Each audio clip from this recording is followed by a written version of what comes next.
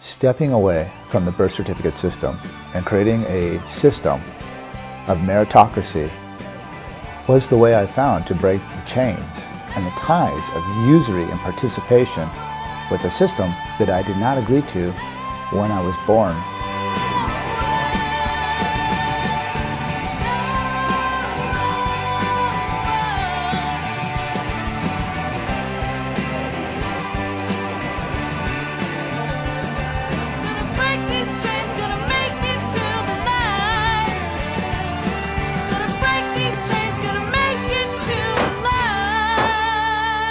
So why is it important for governments, tribes, nations to even have a flag, and where did this construct begin?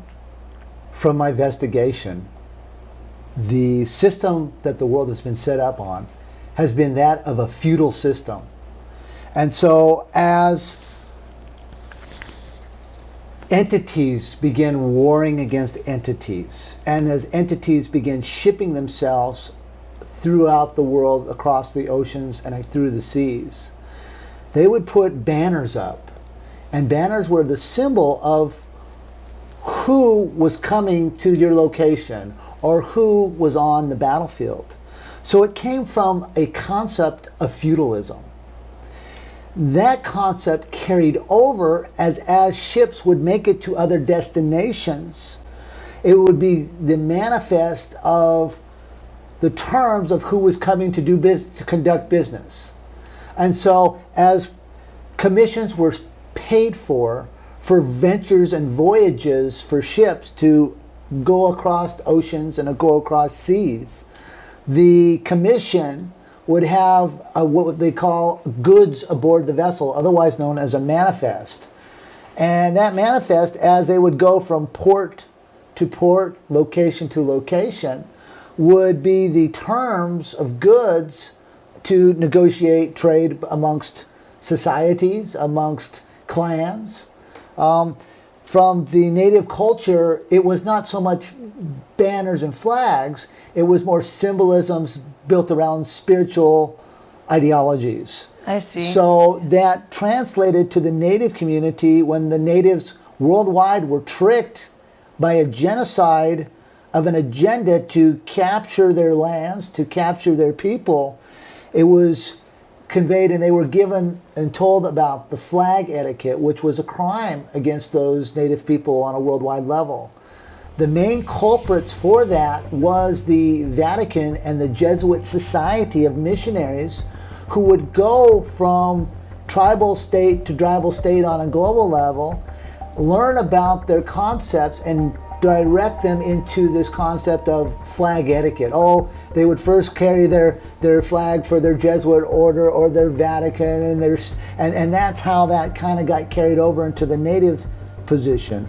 However, from a feudal position, when the sheiks of the Middle East or the monarchs of England and the feudal system, they would have banners to represent who was fighting where, direct columns. This was a feudal concept of flag etiquette. So the flag protocols came from a feudalistic position to give closure on communication of voyages and battlefield positions. Technically positions. So if you were Christopher Columbus coming over to America in the day, or any of those, even the Spanish Armada, you're coming over, you landed here on these shores, but there is no nation technically set up with a flag. How does that translate? What happens at that point? They were under the Spanish Armada flags.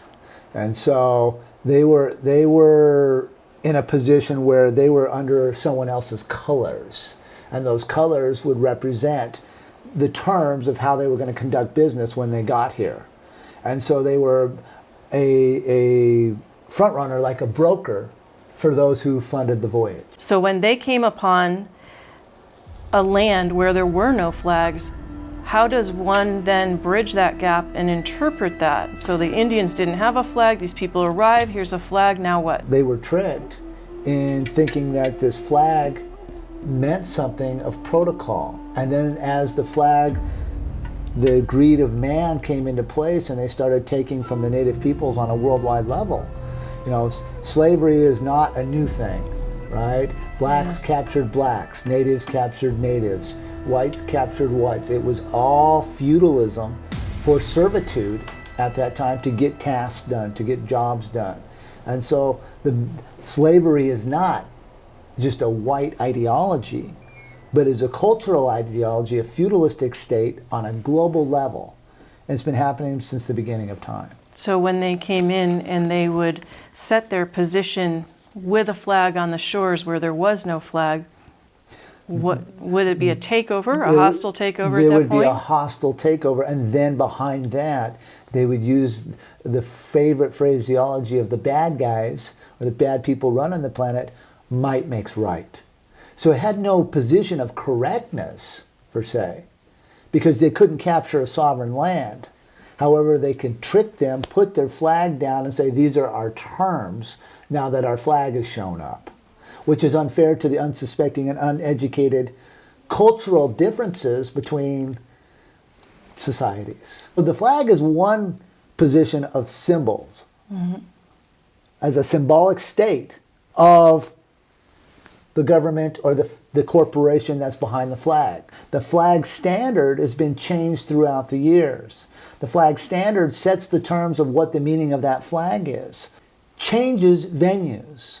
So when countries come together to negotiate peace and treaty, they have the ball on top of the flag standard. The ball on top of the flag standard is closure that there's a recruitment on contract, that there's a drafting for that contract, we're open for business and we're going to set up terms, and these are the terms that you'll negotiate at that point. You're going to negotiate at that point. Yeah. Now, with the wings up on the eagle that's on the flag standards, or the bird that's on the flag standards, that is a postal position. Wings down on the bird is a Vatican position, and the spire is a martial law position. In all countries worldwide at the United Nations, when you walk into the embassy, on top of their flag standard is the spire. In governor's offices, as well as prime minister's offices worldwide, the spire is on top. The spire, during times of war, contract is suspended, which means it's the commander-in-chief's will that dictates the terms in the theater. The commander-in-chief's will, he holds the palm of justice in the palm of his hand. And he wields the flag because during times of war theater, the civil servant sector, such as our representatives, our senators, our governors, are all suspended. Their job titles are suspended, as well as state statutes, civil codes, and municipal codes are no longer valid during wartime functions of flag etiquette. And so in the former United States, this is why we see the spire on top of the state flags when you go into a governor's office, because the state constitutions are suspended. Because under the Maritime Commerce Acts of Title 46, the states were supposed to publish commerce and their own money by the year 2001, when the United States government ceased to exist in 1999. Since they did not publish their own commerce, there's no such thing as a state national. There's no such thing as state sovereignty anymore. That was done out the door under knowledge and negligence by the public officials who did not reconstitute their state constitutions by the year 2001, nor did they reconstitute their state governments in 2001, nor did they reconstitute their money. And every state should have coined their own financial system and minted their own terms of finance for their state financial duties. Where does that leave us with all new flags, such as the Obama flag and the Space Force flag? Sure. So flags globally were recorded at the International Bureau of Weights and Measures in France, which means every country would file their flag etiquette closure with that corporation to be under the umbrella of the International Maritime Organization out of London. However, in 2004, I challenged the International Bureau of Weights and Measures on the charter that allowed them to function as a corporate entity. And I found that the words on paper for their charters was 100% fraud, which means they were using adverbs, adjectives, and pronouns and had no facts for the statement of a claim. This was a violation of Title 18, 1001 for fictitious grammar. And I called them on the carpet, so the flags now would be registered with the quantum banking system and me, because they don't have the authorization to take a flag anymore. The Obama flag is not registered anywhere on the planet. It is a 2x5 flag with a yellow fringe on it, which has no standing anywhere on the planet. So this is a fake flag. Space Force as well, created by a fake president, Donald Trump, has no authorization or jurisdiction anywhere as well, because the position of president in the United States ended in 1999. Therefore, anything after the year 1999, this is a false ruse placed under the FEMA, Federal Emergency War Powers Act, because there is no continental government anymore, because the United States ceased to exist when they came out of their third and final bankruptcy. The bankruptcy started on July 1st, 1775.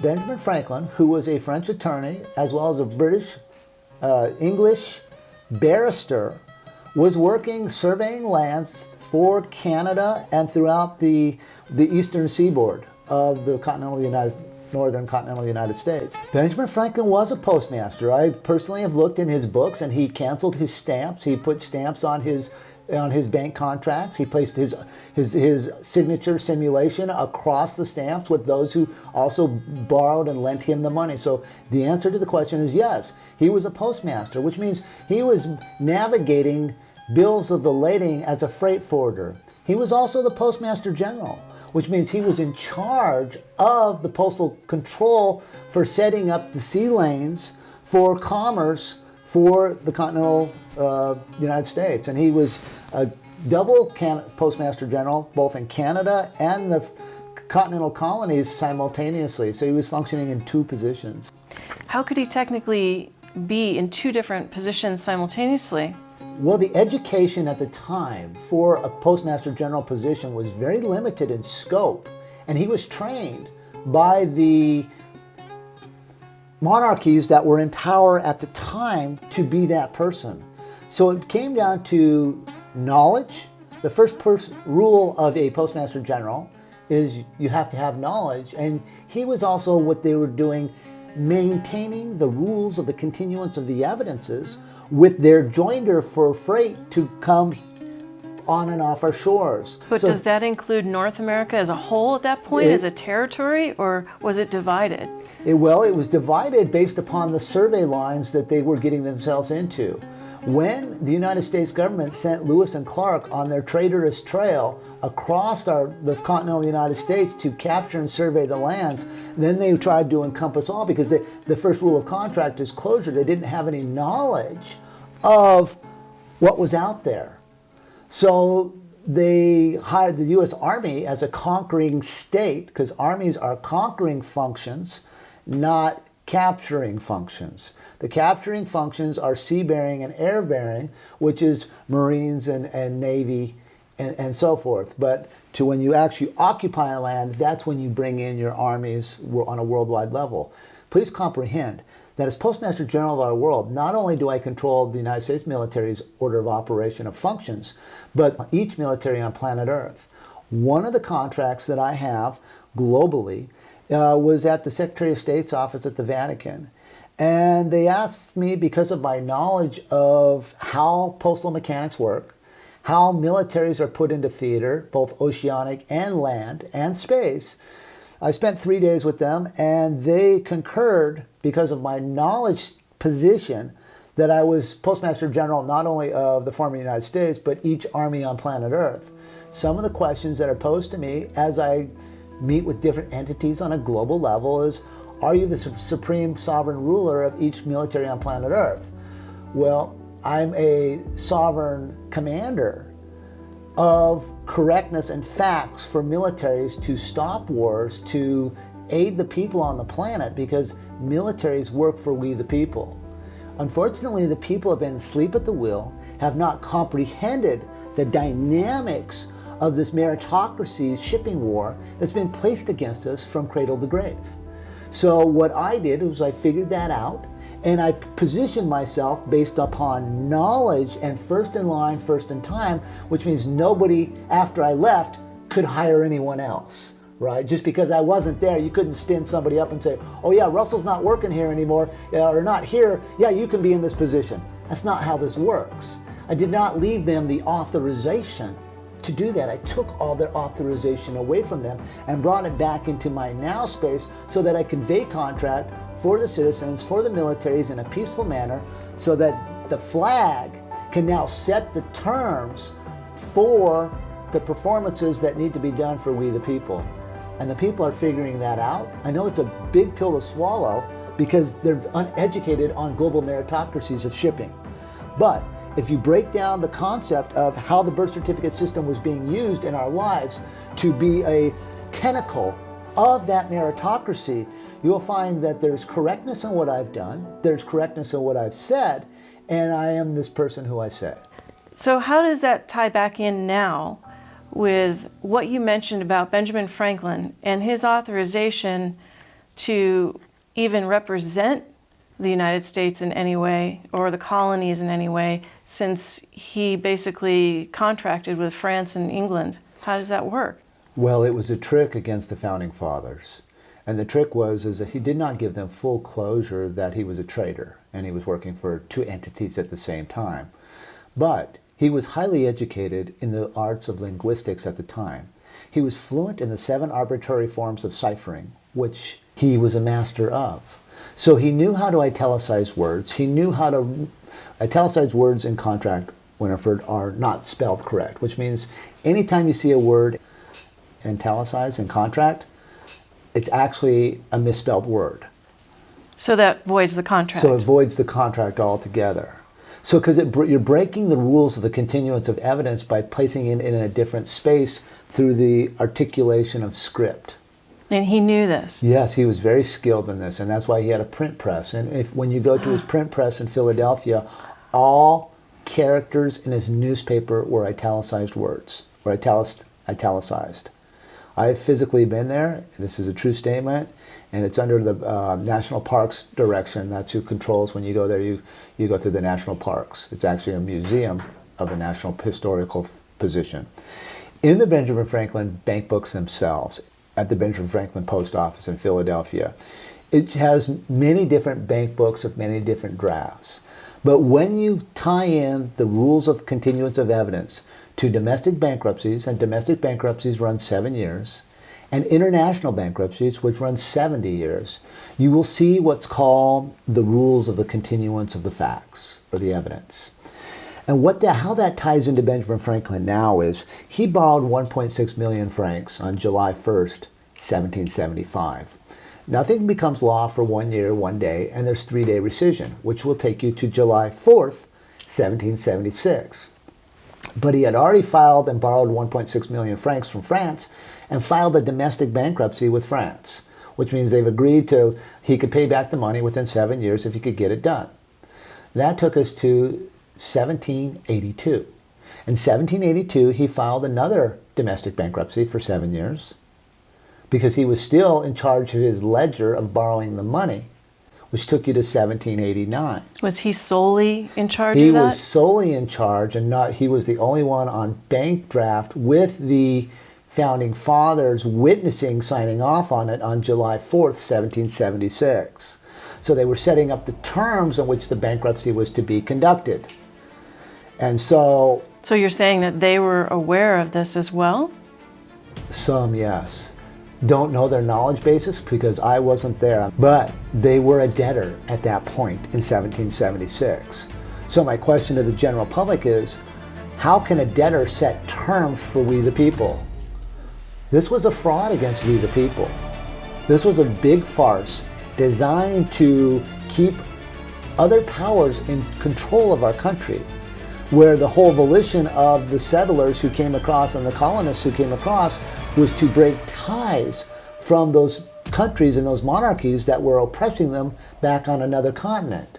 They felt like they could come to this continent and move everybody out of the way fraudulently through what's called ailing, which is fraudulent contract, conveying fraudulent contract against the native people that were here, capture them, capture their lands, and give them a whole new paradigm of thinking through grammar and faith concepts.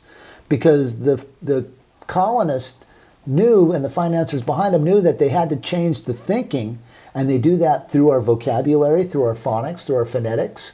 This creates our world, right, through the grammar. And they tricked the natives out of the spoken word and the tonations and the harmonics and the peace and love with that, and they tied them to a commercial tool saying, you need to have an alphabet to write your words down, you need to have a flag, you need to set up, and they moved them into a corporate meritocracy, which was unfair to the native people, at the same time creating a mass genocide. If you didn't believe like the white people, then we would kill you. So it was a double-edged sword of ailing to capture this country, put on by the monarchies from the European states. So Russell, you are the owner and the copyright holder of the Title IV flag. What's the distinction between being the owner and a copyright holder of any flag? Yes. So the Title IV 1 to 1.9 dimension flags, Title IV Section 1, 2, and 3, the grammar for claiming the flag was written in modification language, which means they were using adjectives and adverbs to create verbs and pronouns. There were no facts in that statement. Who were they? The government styles manual for printing office under the U.S. codes. So back in the day when the U.S. flag was actually created, is that what you're referring to? Correct. The grammar that they used was done in a modification state where there were no facts on the page. We saw the United States government was coming out of bankruptcy because we had access to the books. You mean you and David Wynn Miller? David Wincombe Miller, yes. Your partner. My partner at the time, yeah. We were cognizant that it was that we had to do something, right? Well, the first rule of contract when you go to a port or a bank or open up any business on a global level is flag etiquette. So we started studying up and brushing up on how to use the flag. And we wrote the copyrights to the flag in quantum grammar, but we filed it at the Post Office of the United Nations to be bearers and owners of the flag. Because the Patent Office, we knew that the United States government was going to have to vacate the estate, which means that the United States Postal Service and the United States Post Office couldn't authorize any functions underneath it, which means it couldn't authorize the U.S. Patent Office, because it was going to be a closed entity because the post office was shutting down. In 1999. In 1999. When we took their flag away from them, that was the certification that they couldn't grab the flag and go back in and reset up terms. So we took it away from the shareholders of the federal contractors, the capacity to legally set up a corporate structure for business. So we had to file copyrights on that, and we filed that at the United Nations and published worldwide. It was accepted at the United Nations, and we were given our sovereignty status, not from them because they couldn't give us sovereignty status. Sovereigns claim their status, right? Because the United Nations was a fraudulent organization. It modifies their grammar as well. It has no standing in the now space. Later on in life, I would get those conversations with the heads of the United Nations. And to get back to your point, so as bearer of the flag and owner of the flag, if I choose to set up terms and accept terms, I can hoist the colors anywhere in the world, and I'm accepted to deal in business, to business transactions, as well as negotiate trade and peace on a global level. Now, does anyone else recognize that? Everywhere in the world. So they all know this. Yes. And they knew it then. All countries of the world understood at that time when you took the flag. Not at that time, not until we sat down with them at the United Nations.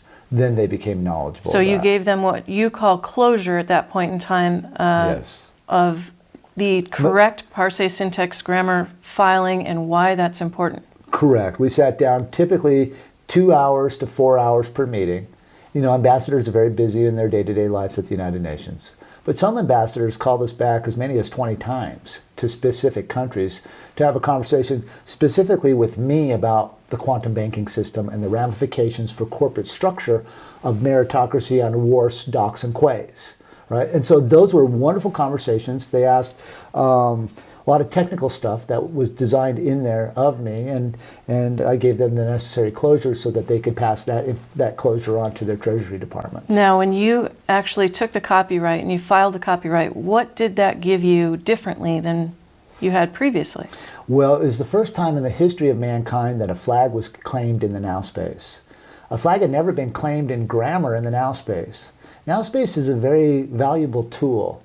In our quantum grammar system, we study the word parse, which means we break words apart. We don't use future tense words like to, and we don't use adverbs to modify our facts, or adjectives or pronouns. We make them nouns. So we have a sequence of not being in past tense and not being in future tense, but maintaining the parameters of the grammar on paperwork, on contract, in a now tense scenario, which has never been done in the history of planet Earth. Each country, each corporation, and each person on the planet only wrote in modification grammar where they were using subjective interpretation on words because they were untrained in the mathematical interface on grammar. And so there is actually a mathematical language that you discovered, or you... And David. Well, did you really discover that language, or is it something that they already knew and you just exposed it? I have no knowledge of that because I don't know what other people know. So I can't answer that question. What I do know is we were the ones to publish it. We found it in a draft, and then I brought the now tense scenario to David, and we formed our partnership, and then it blossomed from there. And what was the purpose of taking that on and actually correcting everything in the Parse syntax grammar? Well, it gives closure on facts, and it does away with subjective interpretation, which gives fairness on the playing field and contract. So people can't argue about words, they know the terms, and they know the performances that need to be done, and upon those performances, now duties can be dealt out of accountability if need be. So then you took the authorization and the copyright of the flag. Yes. At what point did you then take a next step and say, I'm now going to do something with this flag? I walked into the U.S. Pentagon and leased them the flag. What did they say at the U.S. Thank Pentagon? you. You're the only citizen that cared and even knew about this. We didn't even know ourselves. Thank you. Thank you, Russell. Thank you, David. We didn't know. That's powerful.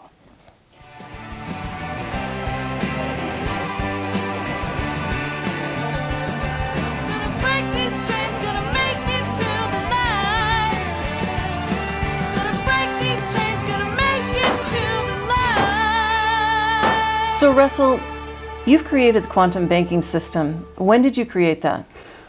The quantum banking system was created in 2001, and it was filed at the World Bank and the International Monetary System in 2002, in December of 2002.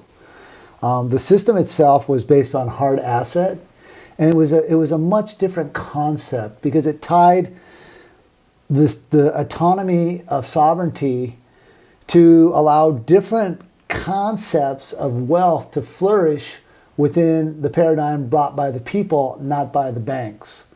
So I found the International Monetary Fund's charters to be fraudulent, again modifying their verbs with adverbs, modifying their facts with adjectives and adverbs.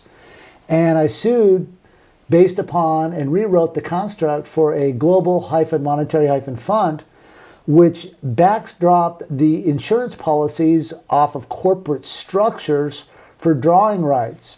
Because the IMF was the holder, the International Monetary Fund was the holder of these bankruptcy notes holding nations into servitude through what they call the International Bank of Settlements, which is an adjective, pronoun, adverb, verb scenario, creating a fraudulent enforcement tool against the citizens of the world who were yoked into these fraudulent debts by their elected officials. So I did away with that concept to never allow a nation or a state to flourish in financial peril where they had to borrow money. Instead, we used the wealth of that nation, and I became very gifted in metallurgy, and we can demonstrate on most ground matter, dirt, copious amounts of wealth, but we don't have to mine the world. This talks about the monoatomics in your knowledge. Well, of, the unstable matter, right? Okay. Because so there's a difference between monoatomics. That's a different process. What this is talking about unstable matter and stabilizing matter. Financial tools that countries have, no matter what their ground is, we can take the wealth out of and demonstrate it off the algae, off the plants, so we don't have to mine the world for gold and metal to backstop countries or backstop these banks. So that is correct. And so what I did is I underwrote what they call, because banks are controlled by insurance policies, by the underwriters. And so I did away with and put a new concept of seigniorage for toll on that. And so it dealt with the female and male aspect of manufacturing wealth for harvest. So there's an actual synergy to that. Yes, because a man such as myself can only do so much, right? Because I am not I can't self-copulate to grow anything. So I brought the female energy aspect into the takeover of the World Bank and the IMF from a position of balance, whereas the leaders of the world before came only from a male position. This is so important. Correct. This is so vital. And so when I was at the Vatican, I asked them, well, how you guys generating commerce, man-to-man style? They didn't like that. Right, I didn't like that. So I brought the female energy into that and I balanced that equation. Did they recognize that you did that? Oh, scared them to death. Did they do when that happened? They took off running. Physically? Physically. Where? Cardinals, whatever cathedral. So when I brought the female function into the banking system, and we see all these fake people around the world telling us that they have a new quantum financial system, they have a new this, they knew that. They did not do the homework on what it takes to manufacture and grow wealth, because it's an X and Y chromosome that is the manufacturers of life. So as they attempt to bring commerce to the general public will shun that away, because it's not brought from a pure masculine, feminine position. Mm-hmm. And I took the loophole of rights of what they had created in the chemical weddings. They would call them alchemical wedding concepts. And I put them into play so that the female energy sparked it, but it was not needed again. Because it was, males are more secure because there's a lot of negative energy out here that would hold the female energy back, hold the female energy down through scaring people. And so this was a occurring thing as I brought that female energy forward. We saw that fear factor of specifically the Jesuit order attack that certain, not physically but psychologically, and approach that entity. And so as it pushed me forward and vacated the estate, the World Bank and the IMF families, that was the main thrust of conversation on how I did that.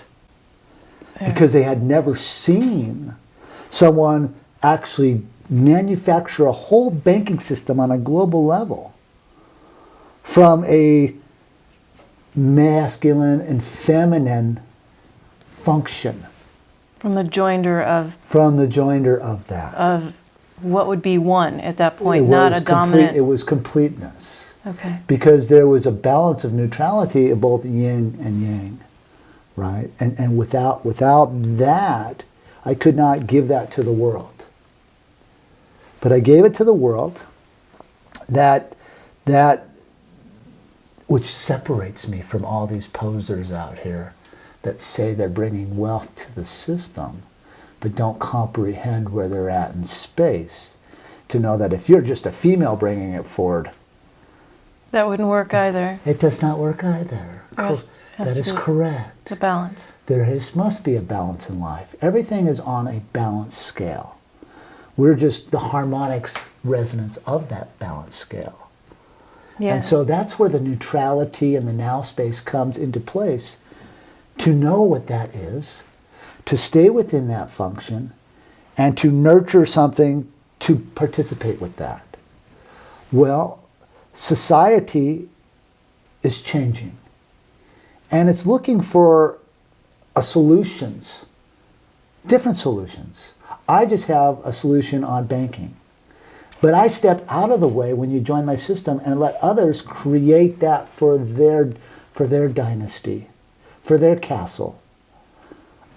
I have a guideline that keeps them safe away from that peril of the old dynasty that's been pierced and is no longer in function. Which means the 13 families don't have a foothold to be a participant over in someone else who would choose to join the banking construct. So it's a much different underwriting on the quantum system. So what is the surety that is underwriting that system? The surety is knowledge and contracts that have been in place. They've been placed strategically around the world to safeguard not only the tenants that would come in usury of the quantum system, but also the system itself against the very thing that used to be. As the banking families, as fiction damages fiction and fiction destroys fiction, that is a paradigm that is no longer in the manifesting generations of the quantum system. So the quantum system that you've created will go forward in time in this balance. Will go forward in the vacuum. There's no such thing as time. Okay. In the vacuum of the space, both scalar and magnetic flux. Is that all still in the now space? Everything is in the now space, correct. Whereas the old dynasties that are not only function in past tense and future tense. So where is their statement for a function now? Do they realize that they don't have the capacity to function? Yes. So this how? is why they spin up people, bad actors around the world, and give them cover to try to downplay their shortcomings. So now that they have that closure from you, what have they done, and what did they do when you showed them that the balance had been made? The first thing that happened was when it was exposed to my ex-business partner, David Colin Miller. He physically came at me and was after the female, and we got in a fist fight. We had undercover agents from the fumbling, bumbling idiots there, and they witnessed the fight. And it was a brutal fight, right? It's okay to fight. There's a thing called tough love, right? So you fought them, or you fought David Wynn Miller? But David came because he was man-to-man style. He was technically sold out to that system. Who he didn't know. Under lack of knowledge, he was disqualified from function.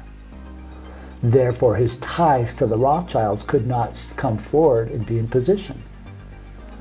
What does disqualified really mean? What do you It mean? means that he was with the void of capacity to do anything about it.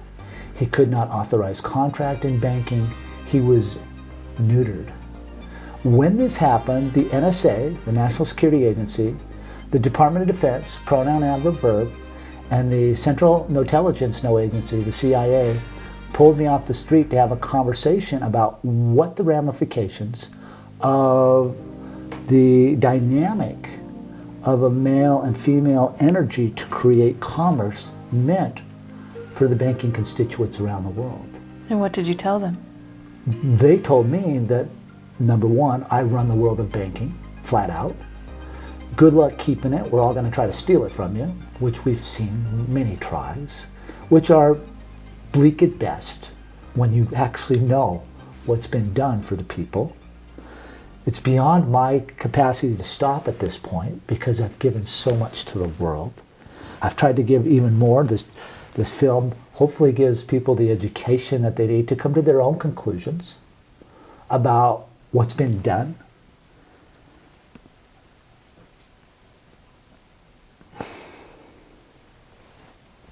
That was a lot of sacrifice.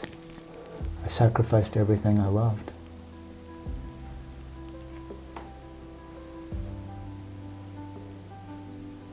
And yet people, unbeknownst, have no clue what that means. How could they? They've never walked a day in my shoes. They never went down those doors to actually put a commerce in place that will financially secure generations to come. They have no position to throw stones at me. And yet they do on a constant level. It's just a lack of knowledge, fear, places that they have not been, doors that they've not walked through, doors that I had the courage to walk through. I had the knowledge to walk through. And I'll never forget the day that they kept my ex-business partner, David-Win-Miller, out of a room. And I had to go further at the Vatican into a different space. And they said, David, you don't have the knowledge to go through that door. And this is where I looked at David, I was like, oh man, what am I getting myself into? Because now I'm leaving. You're going it alone. Going it alone. I went into that space and contracted the way I did to control all militaries and banks on planet Earth based upon knowledge, based upon demonstration of performance, answering hundreds and hundreds of questions from many cardinals from many walks of life who I don't know, from sitting down with the Jesuits to having conversations with Opus Dei, the different groups around the world who were engaged in games against we the people, who I don't like.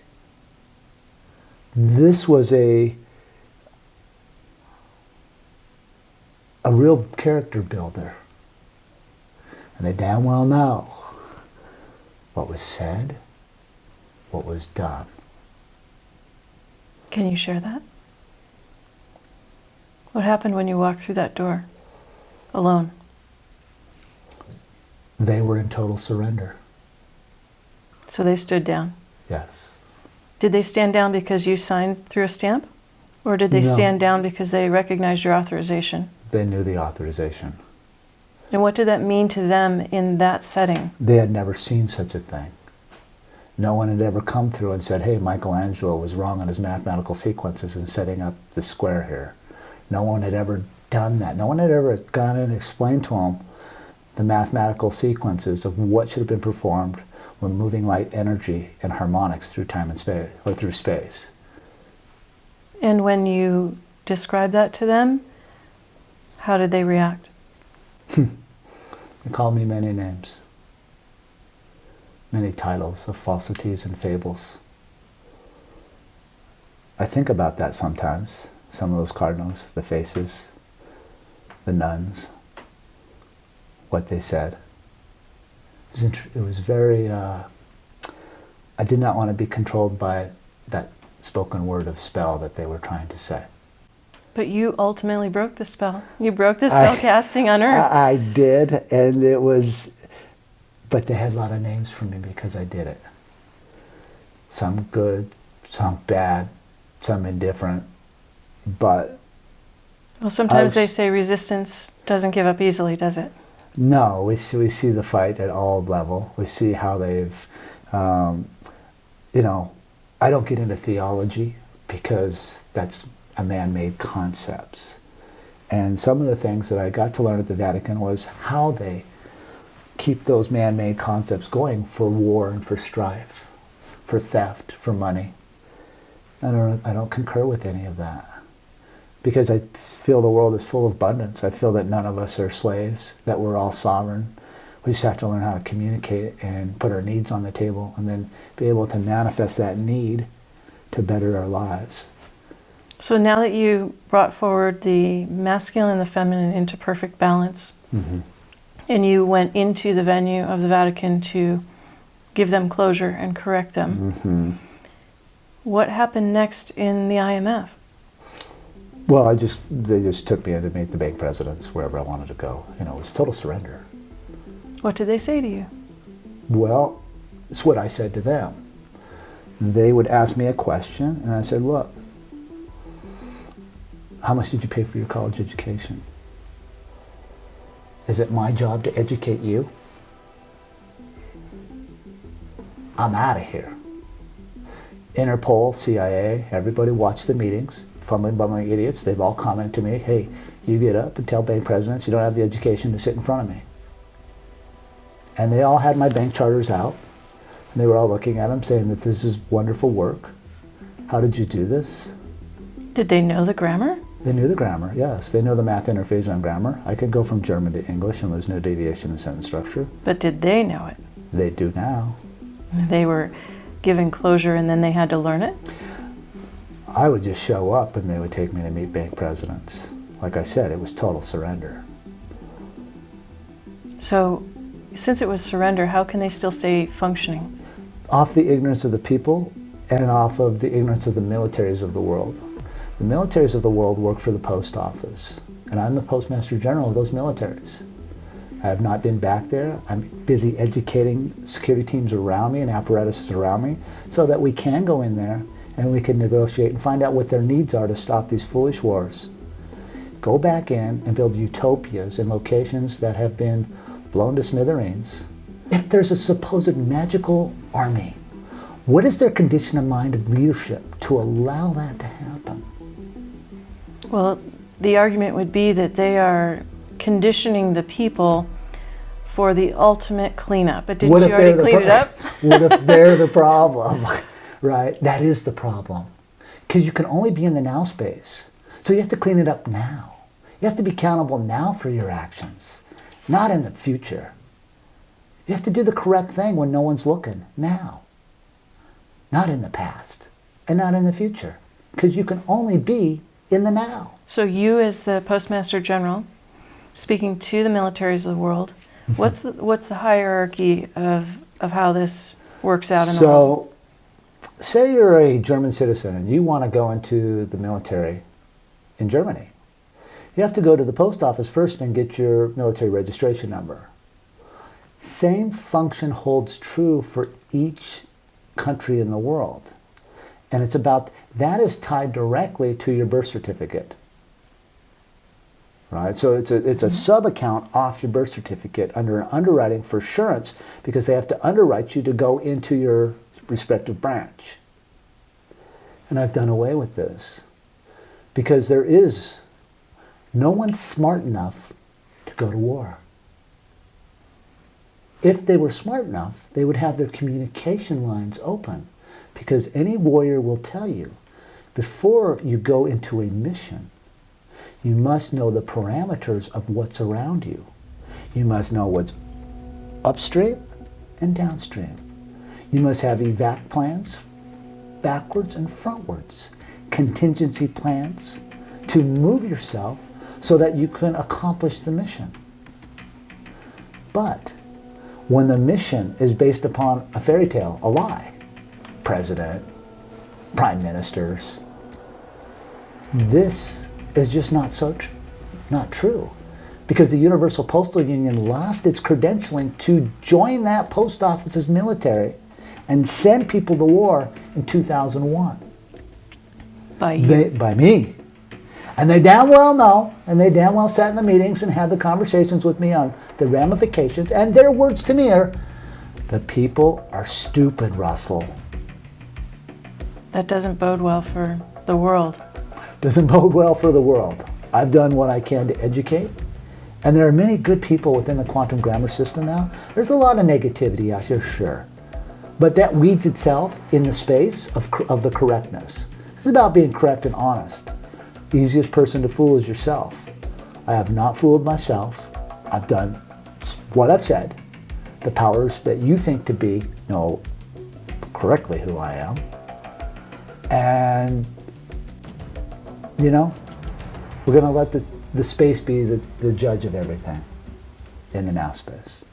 So the people recognize in their fiction world, as you call it, that there's a president and a government functioning. And some talk about the Republic coming back. How do you feel about the Republic? There's no guidelines. There's no rule. The guidelines, the Constitution, it just ended in 1999. No one reauthorized a continental government.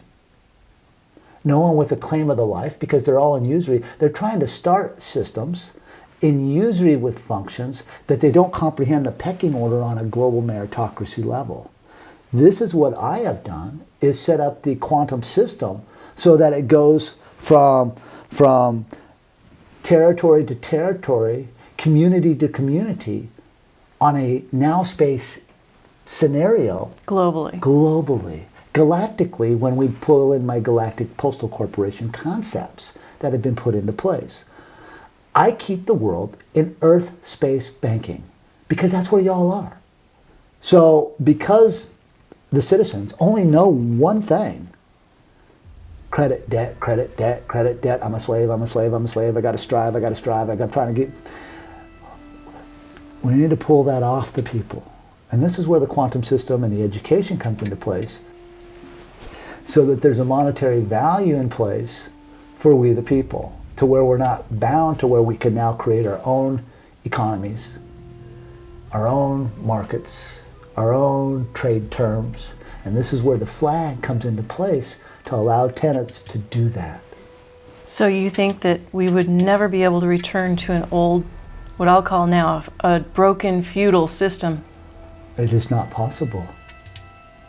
From this point forward, or from 1999 forward, technically, your system has been in play as the corrected system on planet Earth. Yes. Has anyone ever come to you and said, I now want to join you from those families? Or Oh, yeah, oh, absolutely, yes. what happened? I cannot allow certain terms to come through the paradigm because it could damage the citizens. So you I have to be- refuse them? Yes, I have to be selective on how you would let. Would you let a criminal into your bank to run the vault? No. Has anything in history told you anything different than the condition of mind of those who you think are in power? That they have any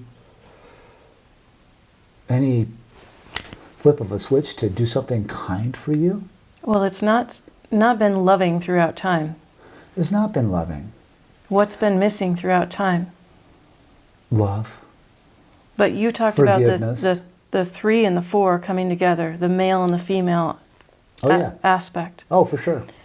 Why is it that throughout time that never corrected or self-corrected or... Because one side of dominance always portrayed domination. And a male would always stay in charge, or a female would always stay in charge. They never could find communication between them to set terms that are equitable for both the energies. That's a powerful statement in time, in this now space. Oh, in space, it is the only thing that one thinks about when you're a leader. So Russell, you have established yourself as the global authority on banking with the proper authorizations on banking. Yeah, comptroller of the global currencies based on knowledge of what it takes to set up a currency. And this is established by a periodic table and a flag, is that correct? Yes, it has many tentacles of authorizations because the meritocracy of setting up commercial tools is so massive in scope, from cyberspace and digital to tangible warehousing. So you're aware of AI technology today. How does that factor into the disruption of a system that you've created? Can it be looked at as something that could be out of control in the future to interrupt that? The nice thing about AI is it can be shut down. So that is a nice thing. There are tools and people in place that if it gets out of control, can shut that down. So I'm not so concerned about AI. What I am concerned about is the scoping of people's minds and the invasion into our bodies to trespass and create choices that we think we're making, and yet someone else is triggering the mitochondrial system to allow things to happen. So what you're referring to is, for example, the 5G and how the 5G may be controlling what you call the subspace around us, which could imprint people's thought patterns or their harmonics and shift those out of balance. This is correct. Russell, you hold many titles in the world, and with the quantum banking world, what are your titles within the quantum banking world? Well, I have many titles within the quantum banking world. Titles are job positions. So the job positions that I have, number one, comptroller of the global currencies, and that, with punctuation, of course.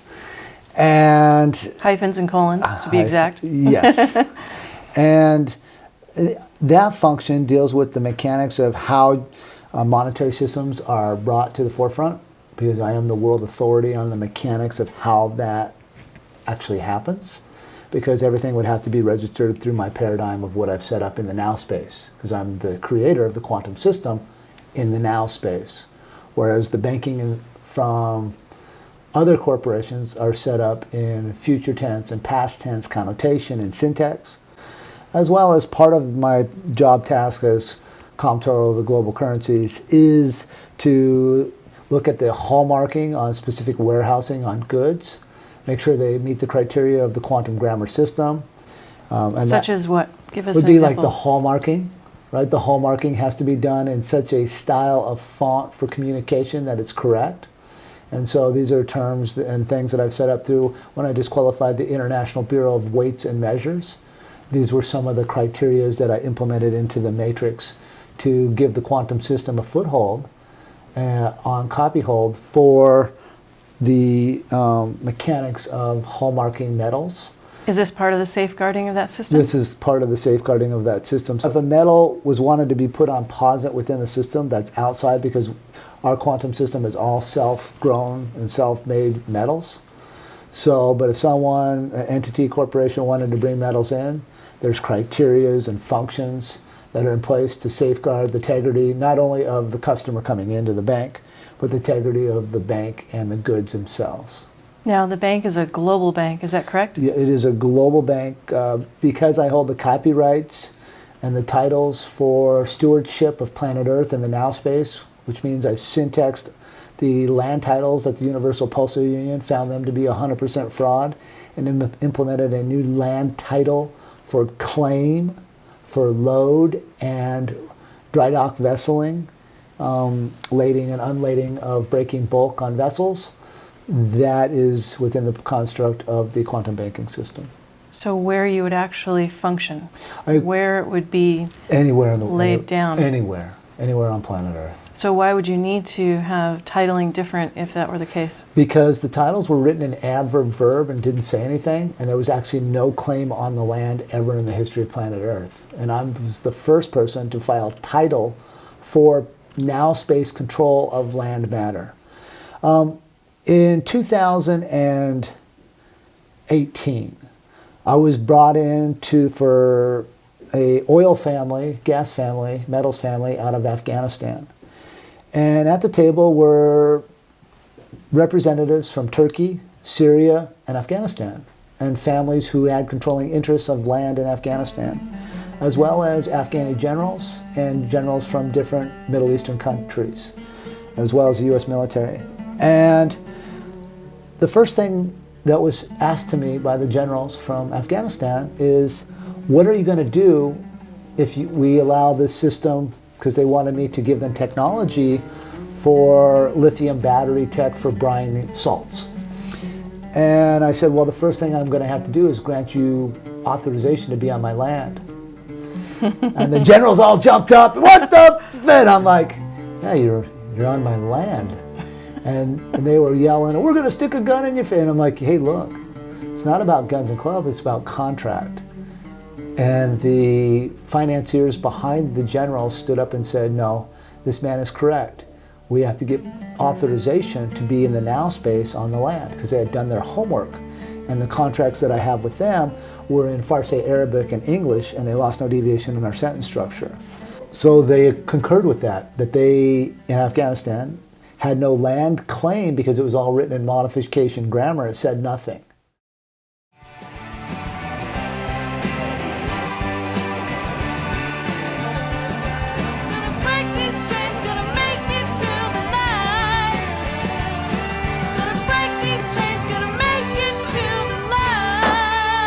Russell, what is the value of the now space grammar?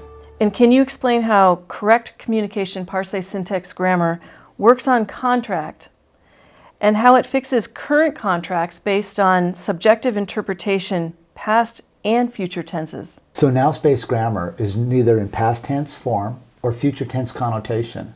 So when we come into the negotiation rooms around planet Earth, the neutral courtrooms, the neutral banks, to negotiate contract, we don't have subjective interpretation where people can argue about words. Courts no longer have the ability to function in admiralty to dictate to the citizens of the world terms in which they're going to comply with contract. It is a flip giving the sovereignty and the autonomousness to the citizens to now control their now space and direct the public servants to the terms in which they comply with and they honor. Courts can't try a fact. It only can try the condition of mind. Therefore, the facts of what's being done or has been done in a courtroom cannot be looked at. Only the condition of mind which created the fact. This is the value of the prepositional phrase, to preset the fact, so that now we can have the facts which don't have feelings. The facts now can be set aside. And now we can ask the tough questions that need to be asked. Why were these facts conveyed? Or why were they not conveyed?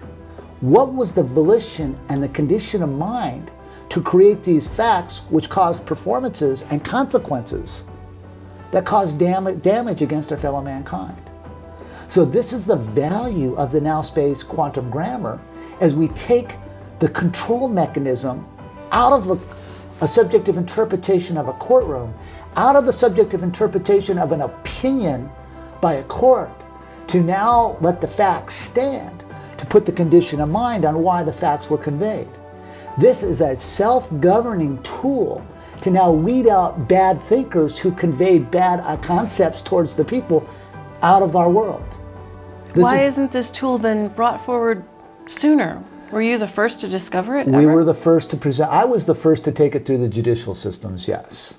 And so, as first in line, first in time, you've got to comprehend, from my perspective, the world was not ready, right? The world was so being spun up by their fake ideologies of 9/11, their fake ideologies of run to war first without thinking and finding facts. There was false leaders leading the bandwagon on that. There was a social engineering that was occurring on a global level, very difficult for one guy to get in the way of, because the bombardment was so massive, couldn't compete with the brainwashing of society. So as we watch what is not being done, but what's being done to society, you see influencers from many walks of life being held accountable to the court systems because they're not sovereign when they walk in. They hire attorneys and they're engaged in all kinds of usuries of corporate meritocracy that they've never taken the time to study. The courts know this. They yoke the burden upon them, and the courts function as a collection agency against the people, because the influencers now come out of the courtroom saying, I'm in debt, if you want to see us going, give us some money. And now they give them the money. And so now the influencer now becomes a collection agency for the judicial system. And so the grammar would stop that once people know how to contract for their corporate entities, drop out of their subjective interpretation about words that did or did not have meaning at the time based upon no closure by the courts, because the first rule of a court is to make sure everybody comprehends what's going on. When these influencers come to court, they are not sovereigns, right? They're not. They don't have a flag to run behind. They have their attorneys who are engaged as a friend of the court, in usury with the court, to now run a federal court of appeals where the prosecuting attorney signs the stamp, the defendant's attorney signs the stamp, and the clerk signs the stamp. A 3-judge court of appeals gets run at them, right? They don't tell this claimant who now, or this defendant or whatever they call them, who now leaves the courtroom, they don't tell them you just ran into an appeals court, but we're not going to tell you. Spend more money, raise more money from the people, and now go back in, even though we had ran a 3-judge court of appeals at you because everybody signed the stamp except for you because you're the slave. And now it's just a massive harvest against the people who buy into that influencer and pay that influencer funds to now pay the court. So it's the courtrooms function as a collection agency. They figured out a way to now not only trick people to come in, but to trick people to sponsor people that have been in and that are being harvested. This is a total farce against the citizens of the world. And you corrected this. I've corrected this, yes. Now, if someone were to walk into a courtroom using the Parse syntax Courts are grammar, closed. You can't even get to court. Martial law. Civil servants is over. That phraseology, thinking that there is a civil employee in front of you, a civilian sector, trying to tell you what you can and can't do with your life, this is a fable. Why are courts closed? Because it's martial law. Did you establish martial law? I established martial law on December 12th, 2004. But global martial law has been running for quite some time. As a fact, I established it in 2004 at the Pentagon. Don't worry, they already all know. They were all at the trials. Why don't we see it? How courts are closed is the U.S. Post Office, when they came out of bankruptcy in 1999 and they vacated the position of president in the 2000 election, the United States Post Office violated Title 39, Section 101, subsection A and subsection B, which means they vacated the position of a president and they vacated the Constitution, which were the terms of the bankruptcy. So the Post Office no longer had authorization to do what? Authorize the Department of Commerce, the U.S. Treasury, to what? To coin money, to convey and contract anywhere on the planet. So the clerk of courts, when you go there, you're shipping yourself through a dead instrument called your driver's license or your passport, which clears you into the foreign vessel and dry dock. And the Department of Transportation lost its authorization to allow that function to happen. So it's closed to closed to closed. And the unsuspecting society, the unsuspecting citizens, walk in thinking that they're going to get some kind of fair play, fair deal from a dead entity.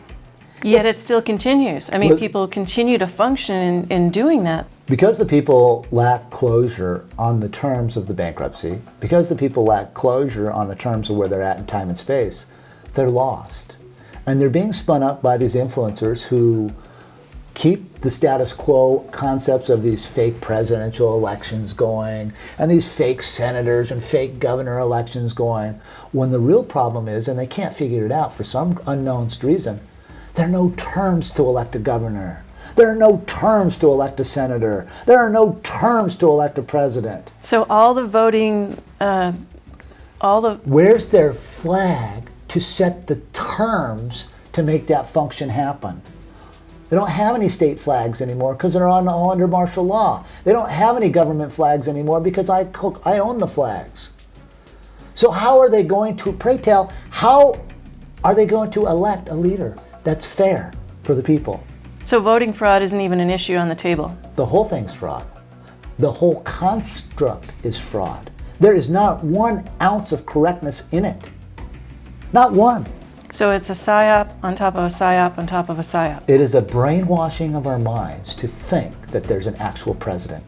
It is a brainwashing of our minds to think that there's an actual governor, when the hieroglyphics tell a different story and the flags tell a different condition of state.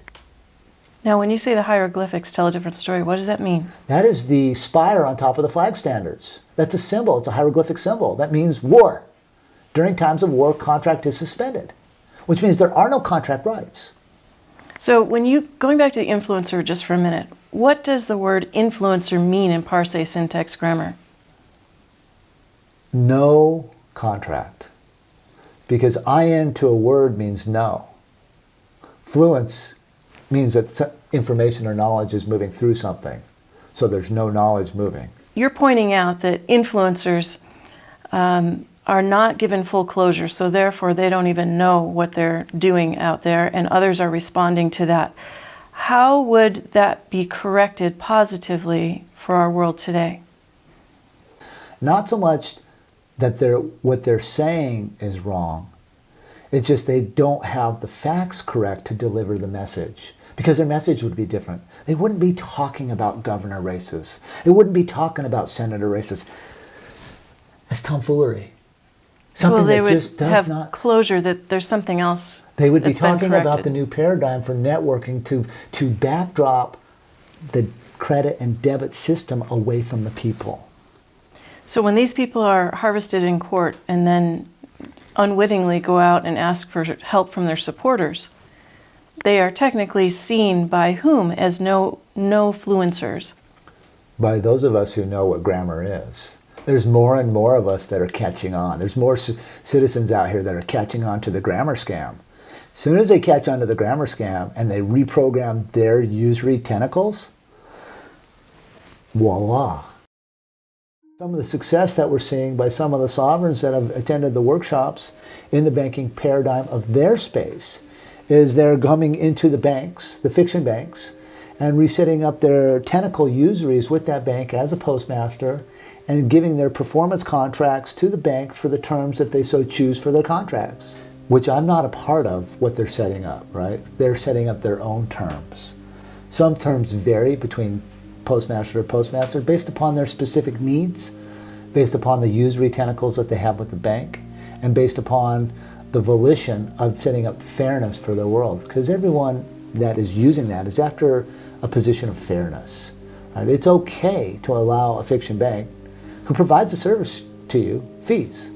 So what I'm hearing is that they're allowing that to be set up, and they're getting a lot of cooperation from the banks to comply with this position of fairness in this crazy world of banking that's out here now. And do they have that position because they know your authorization?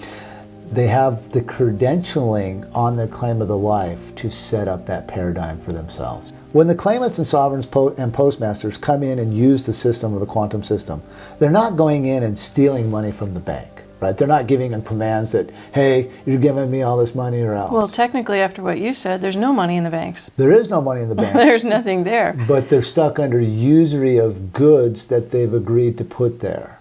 So under the usury, what they're not going in is stealing from a bank. We don't have theft within the quantum system because it's accountability. They're not taking out big loans and then thinking that they're getting out of a loan. They're not going in and taking mortgages and borrowing money on a bank, on a mortgage note, and then thinking they're getting out of a mortgage. This is a fallacy because there's usury and tentacles of tangible goods that are being exchanged on good faith.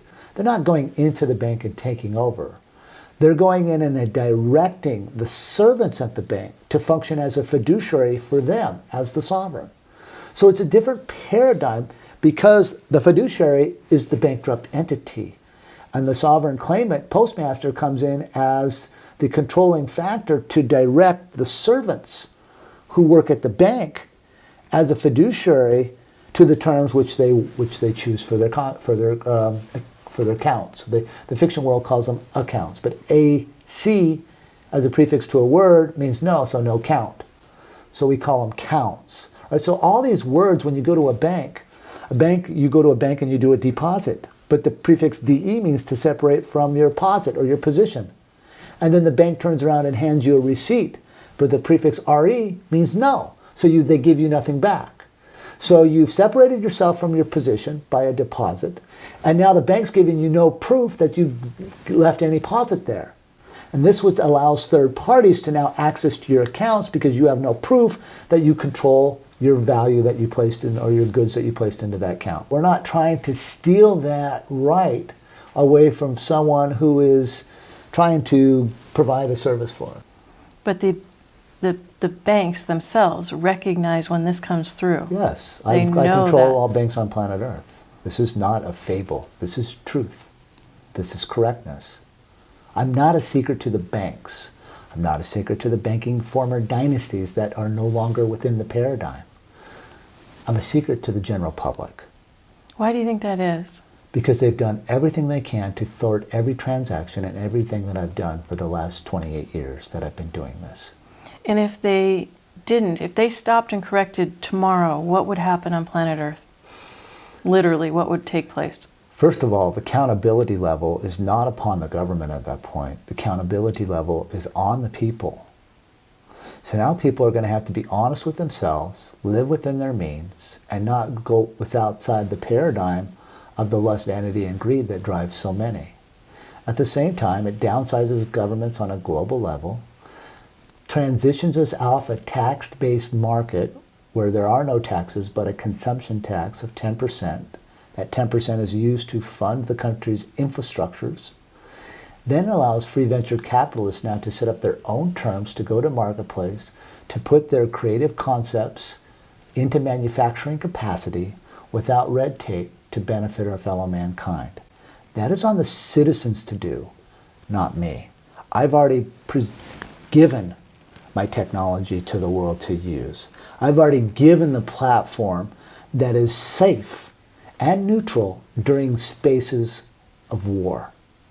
So the citizens at that point step forward. The citizens create their paradigm within the tentacle of the global construct to now give them the necessary tools to create autonomy and sovereignty for the rates and terms which they choose to use on their contracts. If the world were to collapse tomorrow, the world economy was to collapse tomorrow, if everything was to end tomorrow, how would this system go into play, literally, that would safeguard the world, or could it? What system would immediately take its place? Well, it would be under a directive global martial law position if you saw the world economies collapse in a split second. So there would be much chaos. But out of that chaos will come accountability, because as that happens, the education is getting in place for the security teams, the military members around the world, to come to a conclusion about correctness. You can't force a man convinced against his will is of the same opinion still. So you cannot force people into a conditioned state of thinking. And that's some of the problem that we have out here with the geoengineering that is occurring, is that we are being tricked into thinking that we're making a choice, and that choice is being directed by the influences of others. So this is what we want to combat and fight and stop from invading the privacy of our lives. You know, privacy is a very valuable tool for mankind. And we must really put up safeguards to buffer outside forces to come into our households. Because in your households, you make choices. And those choices are between you and your loved ones, which then affect the direction of your household. These are things that are being bombarded on a daily level that need to come off the yoke of the people, because the power is in the household. The power is in each in sovereign that participates with that niche of love and community with their family. So that is put back on the forefront, and then the terms come from out from within. So Russell, you have safeguarded some of the technologies that you have discovered and found to be in the world. Why have you withheld some of it? Well, you can't give an uneducated population technology because, number one, they use it against each other, and their volition is to steal. Sad, but true. So I have found within the quantum grammar community that so many have been spun up worldwide of theft of a concept that they just weren't in the creative position on. Right? They did not create the quantum system. They did not create the quantum now-space grammar. Right? The quantum grammar was created by David-Win Miller and Russell-J. Gould, who brought the now space to David, which we formed a pact and a partnership. We had held shareholder meetings on terms that none of these actors around the world, who if I gave technology out there to the general public, would run with. And so I have been holding technology back, specific in banking, specific on negotiation of treaties between peace, between nations, between functions, between corporations, for this volition of safeguarding something that was that much sacrifice and love and tears and pain was put into by me and others who were the foundation's aid behind that, those people have sacrificed many and much. And when you see what's happening to the world of people trying to steal the concepts and being gaslit by the fiction to continue to steal and wrong lead people, this is why I've held back technology. Will you release it? I will give the technology to the people in the quantum banking system that I have when the world is ready to receive it. Thank you. What if the world were ready now for that technology? So are all the bad guys, are they all dead? Would they have to be dead to have it come forward? They would have to be sequestered in a position where they can't influence or steal from the people. So yes. How would you know all the bad guys? How would you ever identify on Earth? Well, you really can't. But the system is built in a way that you could not steal from the system because it self-governs itself if you get the negative players out of the way that control the media airways to allow that self-cleaning to happen. Do you see that coming in the future? Oh, yeah, in the now space, yes, I see it. Yes, Yeah, in the now yes, space. yeah, oh yes. I would not be here. I would not be teaching the world, and I would not be on my mission to help mankind and to have mankind help me, right? It helps me by learning. What have And you I learned from mankind? I learned that a lot of good people care. They don't know who to point the finger at, but we need to point it from within first and judge ourselves before we judge others. What is your mission? My mission is to share quantum grammar with the world, the quantum banking system with the world, and leave the world a better place so that we don't have to financially struggle against debt and credit. Russell, you're an extraordinary individual, and some call you perhaps the greatest patriot ever in America. How do you see yourself as that man?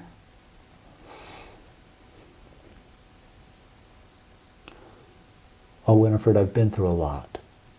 I've been through a lot of trials and tribulations where I've had to sacrifice all that I am.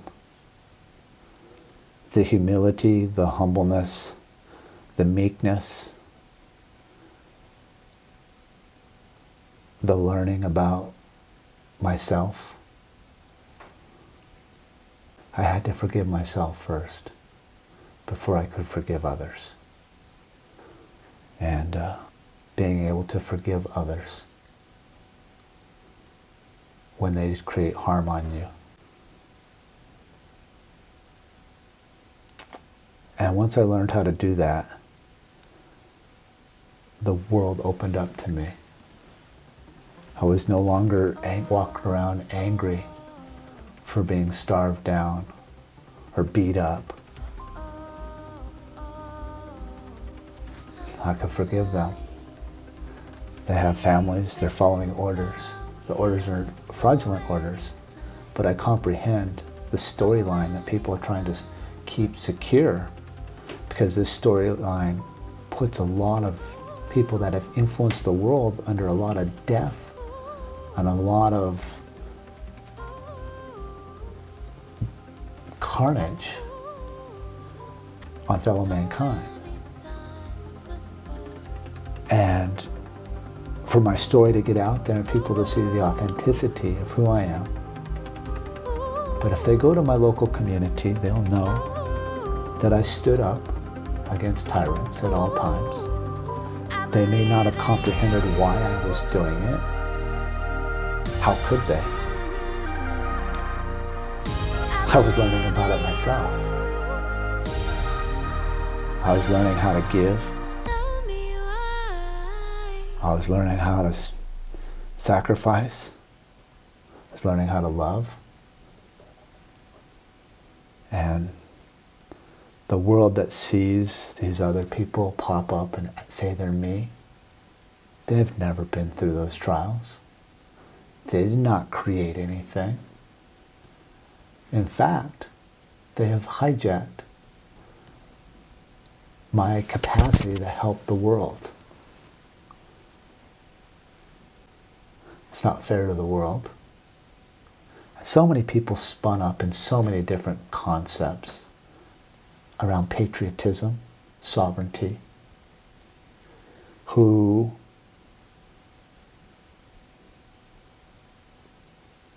have never been in the fight for themselves.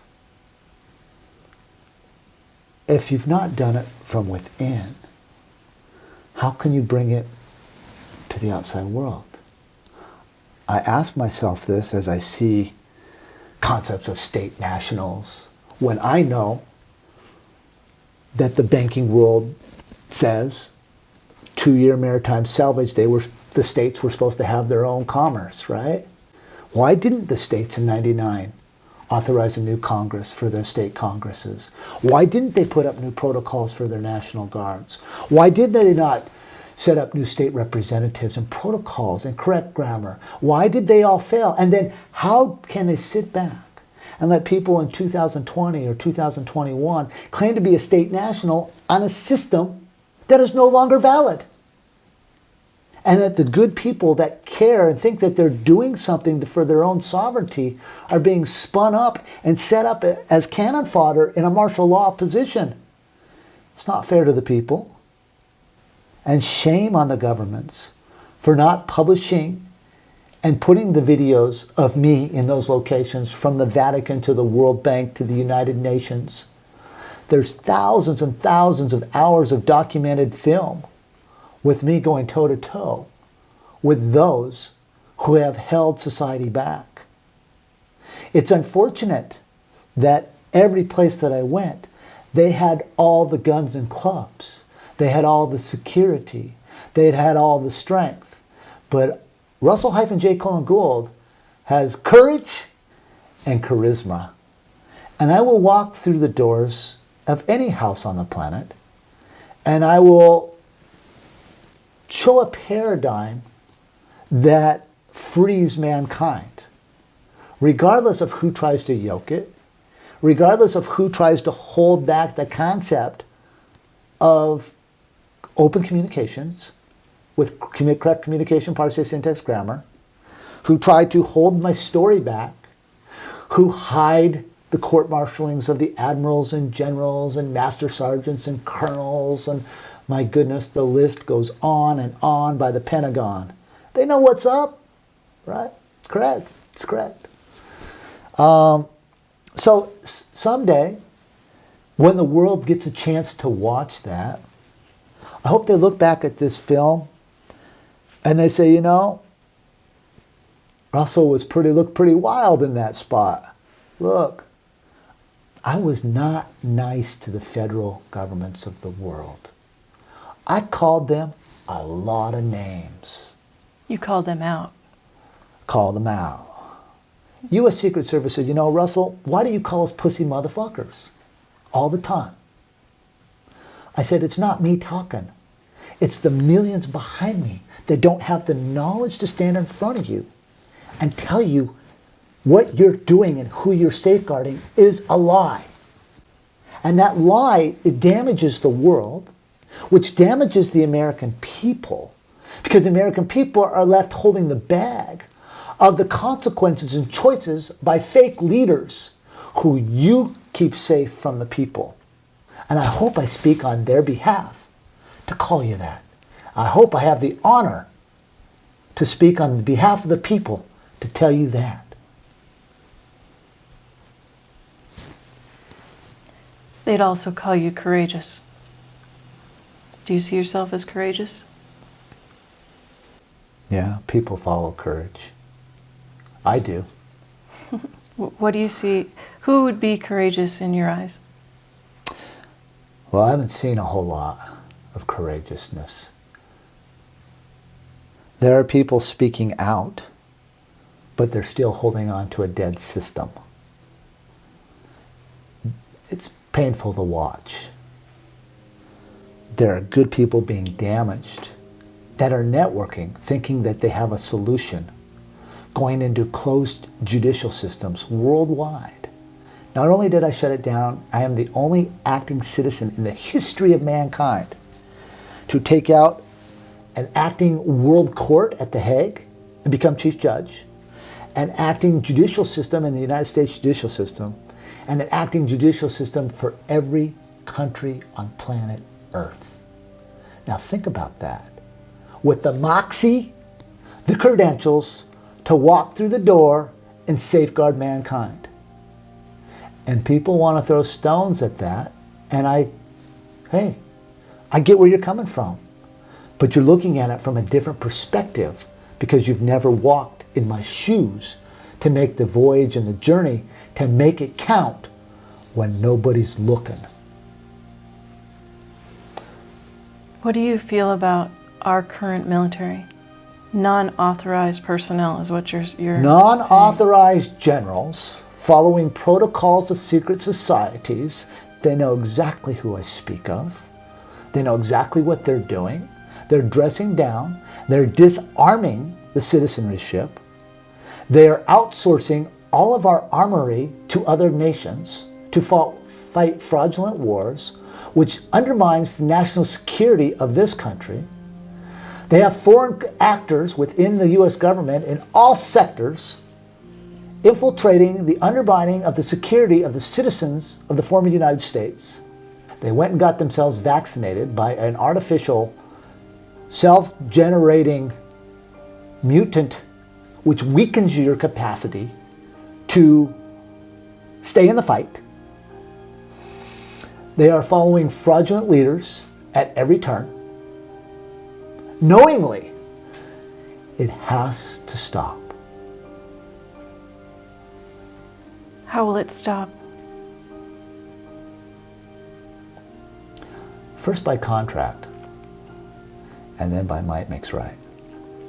Are you saying that with a certain number of people becoming postmasters and joining into your system, then that change can take place? It already has taken place. You just haven't seen it yet. But the performances are done in the now space to manufacture that. Why haven't we seen that on the outside yet? Because your minds aren't ready to accept it. As your minds are ready to accept a different paradigm of thinking, a different paradigm of factual concepts, and you raise your education and your vibration up to that threshold, you will see a world of happiness, a world of kindness, a world where people get along, where people fight for each other, and we separate our ideologies of division, our ideologies of religious faiths that cause division, and look at ourselves as a spiritual being from the inside out, and clean up from the inside out. And as we clean from the inside out, what will come out to the world will be beautiful. Russell-J. Gould, Postmaster-General of Planet Earth, Comptroller of the World Banks, creator of the quantum banking system, Yes. safeguarding of planet Earth, technically, and beyond. We haven't gotten that conversation yet. We are stuck in Earth space banking at this moment. This is a phenomenon. Yes. Thank you for all you've done, and thank you for giving this much closure on all of your technologies thus far. This conversation needs to be continued. Oh yes. And thank your audiences and the audiences of the world for listening, and hark to these words and search them out for yourselves. Because it's really, when you see the potential of what we are as beings and the kindness that we have from within, like we'll be looking back at this going, who are them jokers? Right? We'll be looking back at it saying, you know what? We do have security for our loved ones. We do have peace in our hearts. There's nobody coming to kill us.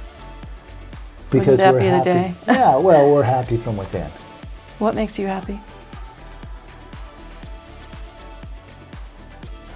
Besides basketball.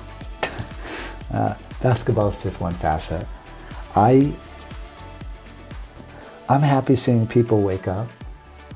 You know, for me, it's been a different journey. You got to comprehend, in 1999, nobody cared. It wasn't till the last about 4 years, 5 years, that people started caring about what was happening out here. They didn't comprehend the storyline because they've been given a false narrative. But I've seen good people starting to rally, ask good questions. I'm hearing conversations I never thought I'd hear, where people are like, hey, questioning. It's okay to question. It's okay to do your own search. It's okay to manage your own life. It's okay to be accountable for your choices that you make. It's okay.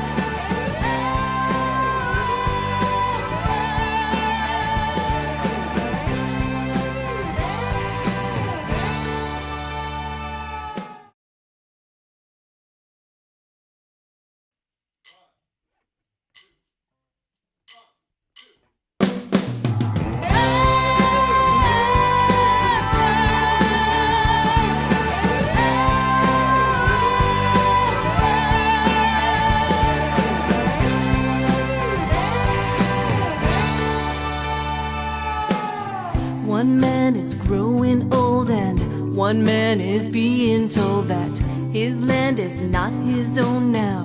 He has no place called home. He must learn to be and grow and find time to feed his soul. When he learns to be alone, he will find that he is whole. Gonna break free tonight. Gonna take these chains, gonna make it through the night. Gonna break free tonight. Gonna break these chains, gonna make it to the light.